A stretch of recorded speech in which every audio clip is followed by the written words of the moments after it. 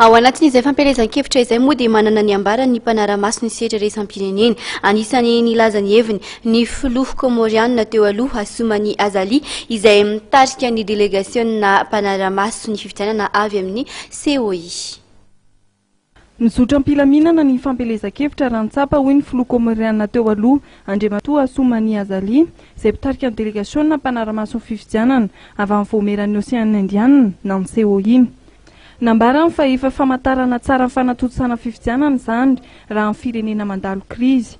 No mariana anefa fa betsaka ny feoeny momba ny fikarakarana fifidianana, misy ihany koa ny lezika enso tsapa. Manoloana io dia ilaina ny fahamalinana hoy izy amin'izao andro faraparany mialohan'ny fifidianana izay ho toto-tsaina ny zoma 20 oktobra izao. Il y a des rumeurs qui disent que ceci n'est pas prêt, ceci n'est pas prêt. Nous, effectivement, on doit en tenir compte pour essayer de vérifier. Si c'est le cas, pour voir comment compléter. Donc, on ne doit pas dormir, dire que tout est prêt. Non, on doit veiller par rapport à ce que nous entendons de la part de la population. Mais la remarque la plus importante que j'ai faite moi personnellement, c'est que c'est une campagne électorale qui se passe très bien. Et ça, c'est un bon signe par rapport au reste. Parce que l'expérience que nous avons dans ce genre de crise, déjà lors des campagnes, il y a toujours des problèmes. Mais quand une campagne se passe comme ça se passe ici, effectivement, ça donne beaucoup d'espoir. Ny filoha Kaomorianina teo aloha izay nanoro-tsoritra ihany koa ny mahazava-dehibe ho an'ny nosy eto amin'ny Anisan'ny Indianina ny fanatotsana ny fifidianana eto Madagasikara. No mariany fa mifamatotra aran-tantara ny nosy eto anivon'ny Anisan'ny Indianina ary mifandray ihany koa amin'ny lafiny maro. Ary Madagasikara dia manana anjarana toerana lehibe ao anatin'ny Anisan'ny Indianina. Izay marary ny firenena iray hoy izy dia miatraika amin'ny nosy hafa. Noho izany dia ikina no avin'ny nosy ao anatin'ny faritry ny Anisan'ny Indianina ny fifidianana izay ho toto-tsaina eto Madagasikara.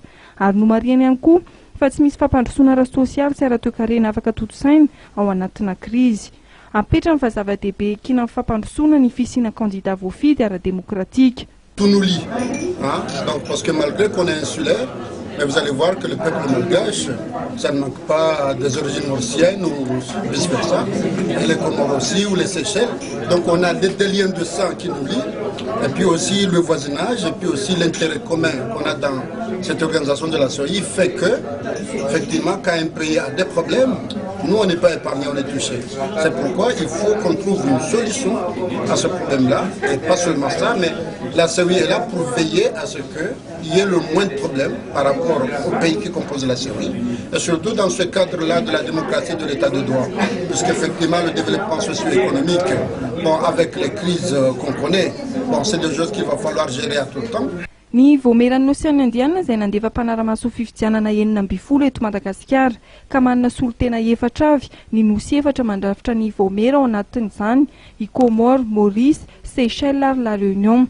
Ny maraina teo dia nanatanteraka fivoriana tetsy amin'ny hôtel Colbert ireo mpitarika niraka mpanara-maso fifidianana avy amin'ny vondrona iraisam-pirenena. Nandray anjara tamin'ity fivoriana ity avy koa ny avy amin'ny vondrona Europeanina, vondrona Afrikanina, ny SADC, ny OIF ary ny COI. Fandiniana ny zava-misy amin'ny ankapobeny eto Madagasikara sy ny fandaminana ny fanara-maso fifidianana izay ho toto-tsaina ny zoma 20 oktobra ho avy izao ny fahatoan'ny dinika.